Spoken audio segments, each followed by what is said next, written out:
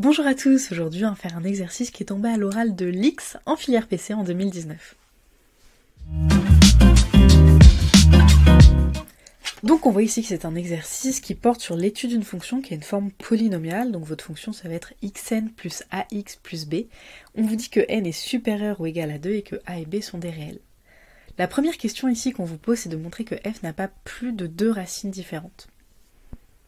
Alors, quand on vous demande de montrer une propriété qui est négative ici, c'est que f n'a pas un certain nombre de racines, il faut directement penser à la démonstration par l'absurde, en général ça montre bien, et c'est assez simple à mettre en place puisqu'il suffit de supposer que f a plus de 3 racines différentes et d'essayer d'en déduire une contradiction. Donc c'est ce qu'on va essayer de faire ici. Alors déjà, on voit que n ici il est supérieur ou égal à 2, on a une fonction qui est polynomiale de degré n, ici. Donc vous voyez très bien que si n égale 2 ou n égale 3, ça va fonctionner, puisque vous allez être un polynôme à au maximum un nombre de racines égal à son degré en termes de racines réelles. Donc allons-y, on suppose que n est supérieur ou égal à 3, on prend n supérieur ou égal à 4, excusez-moi, et on suppose que f admet plus de 3 racines différentes. Ça veut dire quoi? Que f admet plus de 3 racines différentes, ça veut dire que f elle en admet au moins 4, x1, x2, x3, x4 qui sont réels, parce qu'on nous a demandé des racines réelles ici, et donc une bonne chose à faire quand vous avez plusieurs racines et qu'elles sont différentes, c'est de dire qu'on peut les ordonner, tout simplement, puisqu'elles sont distinctes. Donc on a x1 qui est plus petit que x2, qui est plus petit que x3, qui est plus petit que x4, c'est le choix qu'on a décidé de faire ici.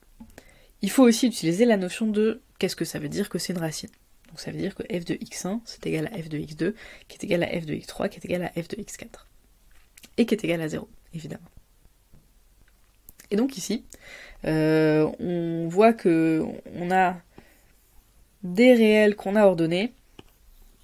En ces points-là, la fonction est nulle, et donc il faut directement penser à l'application du théorème de Rolle, qui vous dit quoi, le théorème de Rolle? Il vous dit que entre ces réels, à chaque fois, comme je suis entre deux points d'annulation de ma fonction, il existe trois réels, x1', x2', x3', tels que la dérivée de notre fonction s'annule. Donc là, je vous ai fait un petit schéma ici, on pourrait avoir x1 ici, x2 ici, x3 ici, x4 ici, et donc, comme je sais que mon polynôme passe forcément par ces points-là, et l'axe des abscisses ici, il est annulé en ces points-là, là, j'ai une dérivée nulle, là j'ai une dérivée nulle, et là j'ai une dérivée nulle. Et du coup, j'ai ces points-là, x1', x2' et x3', et en ces points-là, la dérivée est nulle. Ok, donc voyons ce qu'on peut faire de ça. Et aussi, ces réels, ils sont à chaque fois entre mes deux racines à chaque fois. Donc je peux aussi les ordonner comme ça. Et encore une fois, comme mes racines sont distinctes, je vais pouvoir faire des inégalités strictes ici. Et donc je peux intercaler x1', x2', x3' ici. Donc là, on vous donne une formule explicite pour f. Donc une bonne chose, ça peut être de calculer la dérivée par rapport à ce qu'on vous dit. Et donc ici, on peut voir que x' c'est n, x, n-1 plus a. Donc, ça veut dire qu'on a ces trois égalités-là. A priori, il n'y a rien de surprenant quand je regarde ces inégalités-là. C'est pas choquant, ça peut très bien arriver. Donc je vois pas trop de contradictions ici. Par contre, je suis dans la même configuration que tout à l'heure, à savoir que j'ai trois réels, ici, qui sont ordonnés. Et je sais que j'ai une fonction qui est nulle en ces trois points-là. Donc je suis aussi dans le cas d'application du théorème de Rolle, et je peux me dire, allez, on peut essayer de l'appliquer une deuxième fois pour voir si ça ne nous donne pas cette fois-ci une contradiction. Donc allons-y, on réapplique une fois le théorème de Rolle, il existe x1 seconde et x2 seconde, tels que x1 seconde et x2 seconde sont intercalés entre x1', x2', x3', et j'ai la dérivée seconde qui s'annule en ces deux points-là. Même chose, j'ai toujours l'expression de f, donc je peux calculer explicitement la dérivée seconde en ces points-là, et ça me donne n, n-1, x1', n-2 égale 0, et n, n-1, x2 seconde facteur n-2 est égal à 0. Là, moi j'ai pris n supérieur ou égal à 4, donc ces deux termes-là, ils vont jamais s'annuler, et donc là je vois que j'aboutis bien à une contradiction, cette fois-ci ça veut me dire que x1 seconde égale x2 seconde égale 0, mais dans tout ça, nous à chaque fois on avait des inégalités strictes. Donc là, ça, vous voyez que j'avais x1 seconde qui est plus petit strictement que x2 seconde. Donc c'est impossible qu'on soit dans le cas d'égalité. Donc là, j'ai trouvé une contradiction.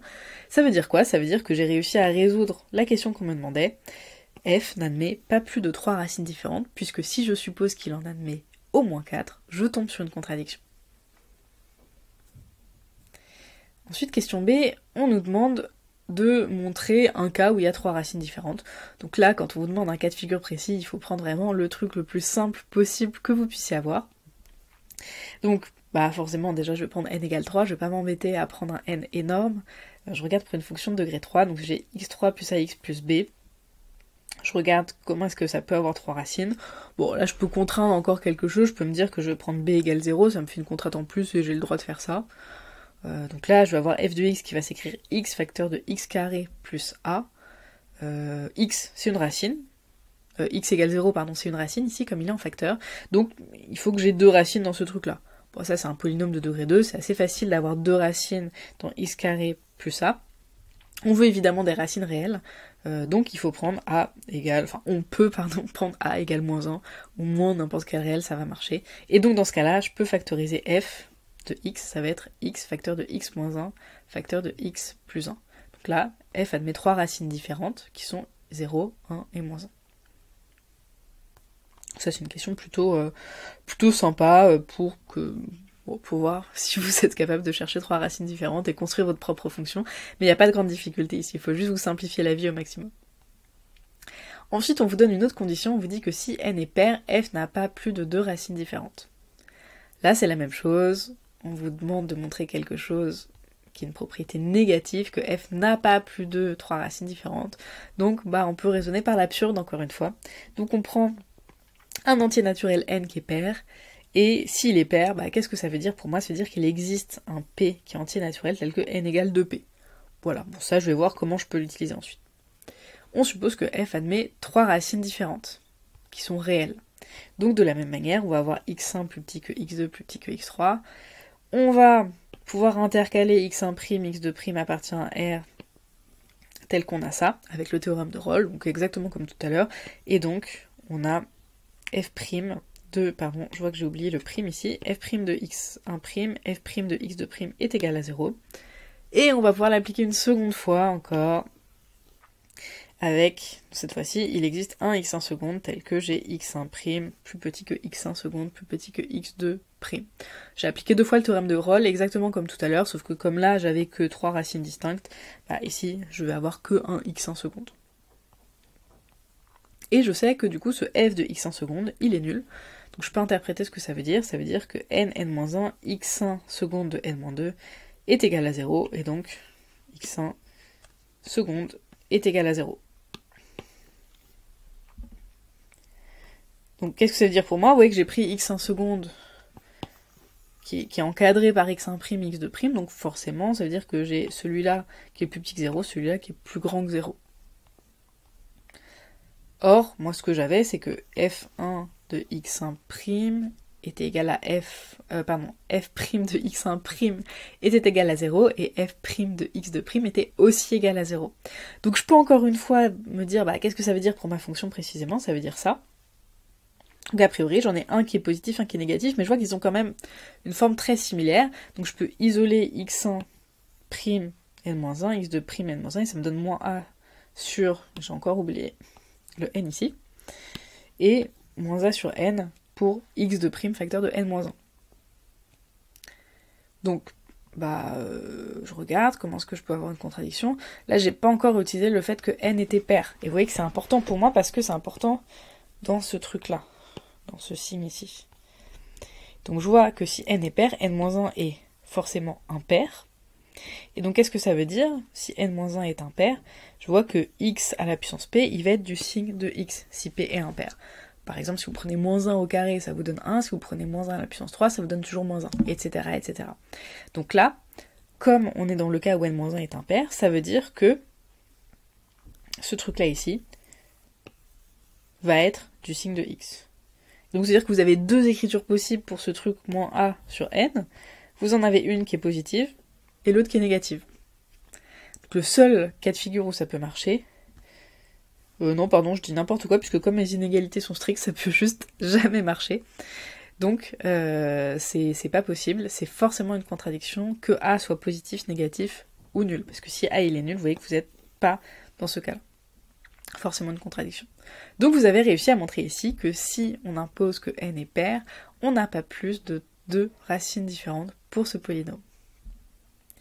J'espère que cet exercice vous aura été utile pour réviser. Vous voyez qu'il n'y a que un théorème que vous avez utilisé en sup.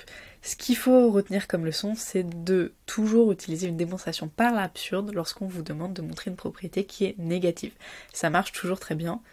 Et aussi, il faut retenir que si ça marche pas du premier coup le théorème de Rolle, on peut l'appliquer une seconde fois, voire une troisième fois. C'est le genre d'astuce qu'on peut utiliser avec ce théorème. J'espère que cette vidéo vous a plu et vous aura aidé à préparer vos oraux. On se retrouve demain pour une nouvelle vidéo de physique. N'hésitez pas à vous abonner pour pas rater cette série de préparations aux oraux. À bientôt.